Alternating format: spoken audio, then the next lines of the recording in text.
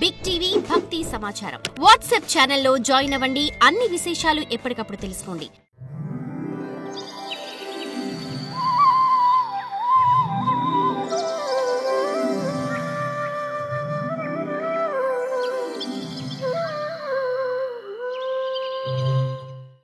భూత భవిష్యత్ వర్తమానాలు తెలిసిన దివ్యదృష్టి గల ఆ వ్యాస మహర్షి అంతుచుక్కని వేగంతో పరిగెత్తే కాలం యొక్క ప్రభావంతో భూలోకంలో ఆయా యుగధర్మాలు క్షీణించటాన్ని గమనించాడు.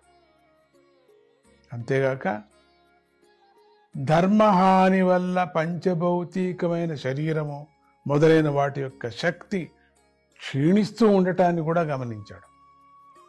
లోకంలో శరీర శక్తి బుద్ధిశక్తి కూడా సన్నగిల్లుతుందని గమనించాడు.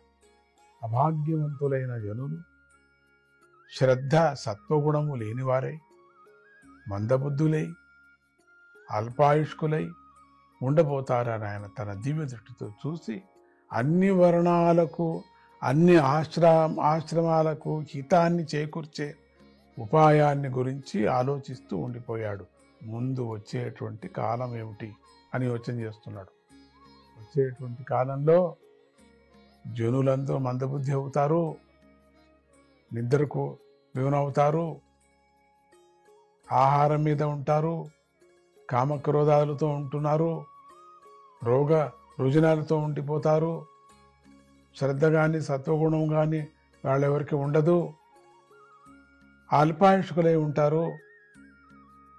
ఇటువంటి కాలం ఇంతగా వేగంగా వెళుతుండే సమయంలో వీళ్ళ పరిస్థితి ఏంటి ముందు వచ్చేటువంటిది అని యోచన చేస్తూ ఉన్నాడు. నలుగురు ఋత్విక్కుల చేత చేయబడే వేద విహితమైన కర్మ జనుల అంతఃకరణాలను శుద్ధి చేస్తుందని గమనించిన వాడై అటువంటి యజ్ఞాలు నిరంతరంగా కొనసాగుతూ లోకాలు సుభిక్షంగా ఉండాలనే సంకల్పంతో ఆ వేదవ్యాస మహర్షి ఒక్క రాశిగా ఉన్న పెద్ద వేదాన్ని 4గా విభాగం చేసి వ్యవస్థ చేశాడు. ఆయన ఋగ్వేద, యజుర్వేద, సామవేద, అథర్వవేదాలనే 4 వేదాలను వేరు చేశాడు. ఇతిహాస పురాణాలకు 5వ వేదమని పేరు. ఆ వేదాలలో ఋగ్వేదాన్ని పైలుడు, సామవేదాన్ని జైమిని, యజుర్వేదాన్ని వైశంపాయనుడు గ్రహించాడు.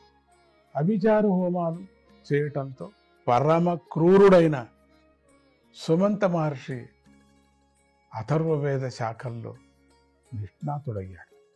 నా తండ్రి సూత మహర్షి తండ్రి ఇక్కడ ఎవరంటే ఆయన రోమ మహర్షుడు.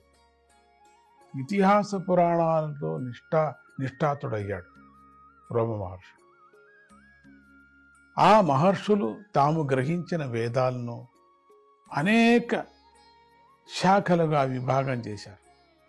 ఈ విధంగా శిష్యులు, ప్రశిష్యులు, వారి శిష్యుల ద్వారా వేదాలు అనేక శాఖలు అది పూర్తిగా అటువంటి శాఖలు గల అయిపోతున్నాయి వేరువేరుగా. దీనుల యందు ప్రేమ గల వేదవ్యాస మహర్షి వేదాన్ని మందబుద్ధులైన మానవులు కూడా తమ బుద్ధి యందు ధరించగలిగే విధంగా విభాగం చేశాడు. వేదాలు, వేదోక్త కర్మలు పరమ శ్రేయస్సుకు సాధనలై ఉన్నాయి కదా. కానీ వాటి విషయంలో స్త్రీలకు, శూద్రులకు, ఉపనయన సంస్కారం లేని వారికి అధికారం లేదని వేదాలే స్వయంగా చెబుతున్నాయి. కనుక వారికి కూడా శ్రేయస్సు కలగాలి అనే దయాబుద్ధితో వ్యాస మహర్షి ఏం చేశారు? వేదసారమైన మహాభారతాన్ని రచించి లోకానికి అందించాడు. దండిగా ఉన్నాయి. ఈ విధంగా వ్యాస మహర్షి అన్ని కాలాల్లోనూ తన సర్వశక్తులను ధారపోసి ప్రాణులకు మేలు చేశాడు.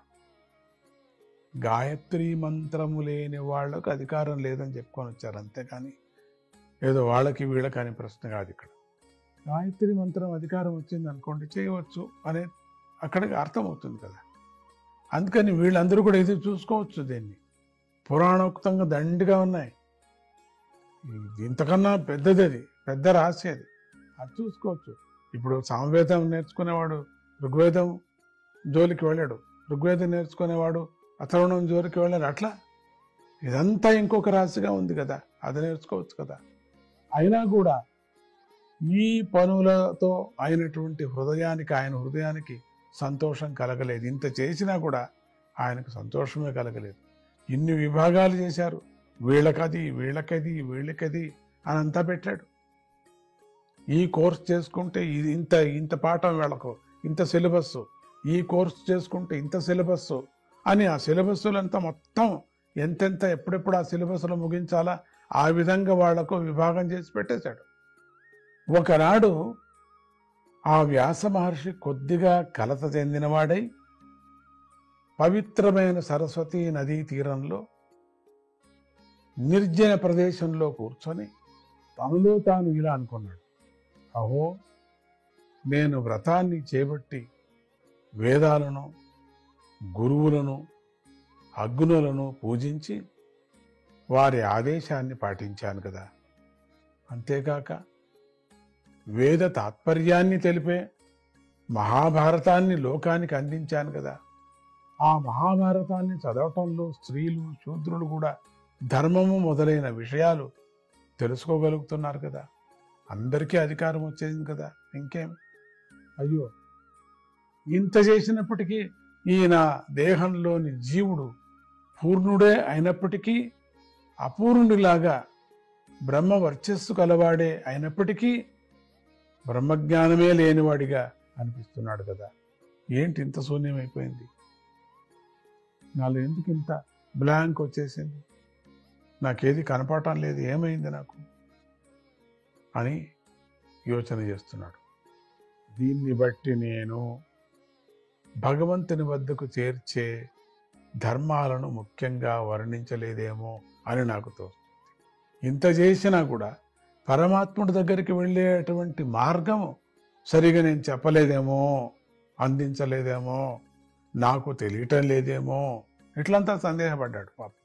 అందుకని అదే నాకు కలిగినటువంటి అశాంతికి కారణం కావచ్చు.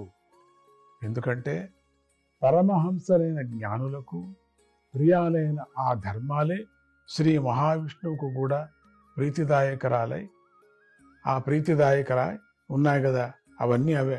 ఆ ధర్మాలన్నీ కూడాను ఈ విధంగా వ్యాస మహర్షి తనను తాను అపూర్ణుడిగా భావించి అశాంతితో దుఃఖిస్తున్న సమయంలో నారద మహర్షి వ్యాసుని వద్దకు వచ్చాడు. నారదముని రాకను చూసి వ్యాస మహర్షి వెంటనే ఎదురు వెళ్ళి ఆయనను యథావిధిగా పూజించాడు. ఇంతటితో 4వ అధ్యాయం సమాప్తం. ఇక మనం 5వ అధ్యాయానికి వెళదాం. ఈ అధ్యాయంలో నారద వ్యాసుల సంవాదము భగవంతుని గుణకర్మలను వర్ణించడంలో గల గొప్పదనము, దేవర్షి అయిన నారద మహర్షి చెప్పిన తన పూర్వజన్మ వృత్తాంతము అనేవి చెప్పబడ్డాయి.